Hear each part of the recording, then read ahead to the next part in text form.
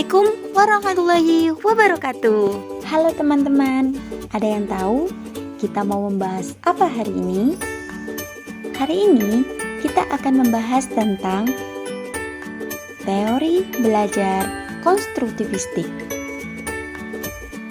Setelah melihat video pembelajaran ini, kalian diharapkan mampu memahami apa itu teori belajar konstruktivistik, mampu memberikan contoh belajar konstruktivistik, dan mampu membangun gaya belajar konstruktivistikmu sendiri.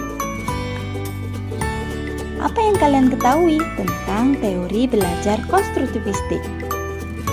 Teori belajar konstruktivistik ialah teori belajar tentang membangun pengetahuan itu sendiri, berdasarkan pengetahuan yang sebelumnya sudah diperoleh untuk membentuk pengetahuan yang baru. Elemen dasar konstruktivisme termasuk konsep kolaborasi, percakapan, dan pembuatan makna. Ciri-ciri pembelajaran konstruktivistik: mendorong terjadinya kemandirian dan inisiatif belajar pada siswa, berpandangan bahwa belajar merupakan suatu proses, bukan menekankan pada hasil, menghargai peranan pengalaman kritis dalam belajar, memberikan kesempatan pada siswa untuk membangun pengetahuan dan pemahaman baru yang didasarkan pada pengalaman nyata. Penilaian belajar lebih menekankan pada kinerja atau pemahaman siswa. Sangat mendukung terjadinya belajar komparatif. Dari konstruktivisme, pembelajaran dapat dipahami dengan cara-cara berikut ini. Yang pertama, belajar itu berpusat pada peserta didik. Yang kedua, belajar adalah proses di mana pembelajaran membangun psikologis internal representasi aktif. Yang ketiga, proses pembelajaran terdiri dari dua aspek, reorganisasi dan rekonstruksi pengetahuan lama, yang menimbulkan konstruksi pengetahuan baru. Yang keempat, belajar bukan hanya perilaku individual, tetapi juga sosial dan perilaku yang berpusat pada bahasa. Belajar membutuhkan komunikasi dan kerjasama. Yang kelima, belajar melibatkan penekanan pada situasi belajar dan mementingkan kepentingan untuk penciptaan situasi yang bermakna untuk mendukung pembelajaran. Dan yang keenam, pembelajaran yang efektif membutuhkan sumber daya yang sesuai untuk mendukung makna konstruksi. Dampak konstruktivistik dalam pengajaran yaitu sebagai berikut. Yang pertama, perhatikan desain skenario sehingga peserta didik dapat memahami konsep prinsip dari berbagai aspek.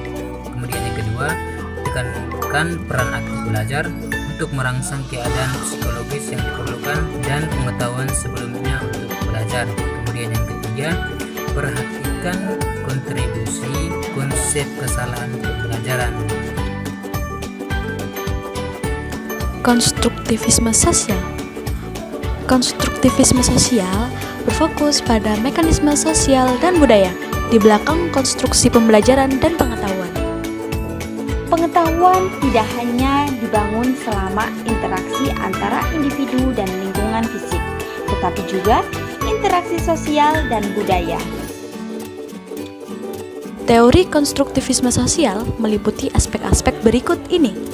Yang pertama, interaksi sosial dan budaya memainkan peran yang sangat penting dalam proses pembelajaran. Yang kedua, pengetahuan dibangun bersama dan individu dapat saling belajar.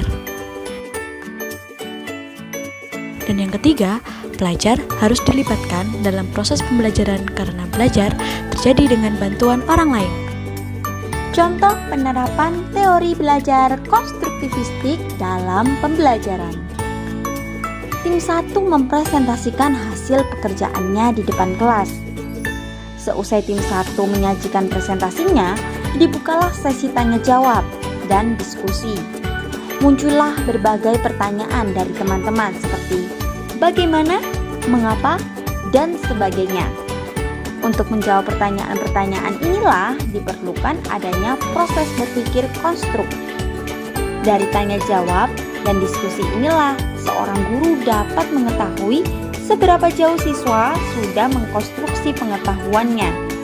Guru juga dapat sesekali memancing siswa dengan pertanyaan-pertanyaan sederhana yang berkaitan dengan konsep yang ada atau sedang dibahas. Sekian pembelajaran kita hari ini. Terima kasih atas perhatiannya. Wassalamualaikum warahmatullahi wabarakatuh.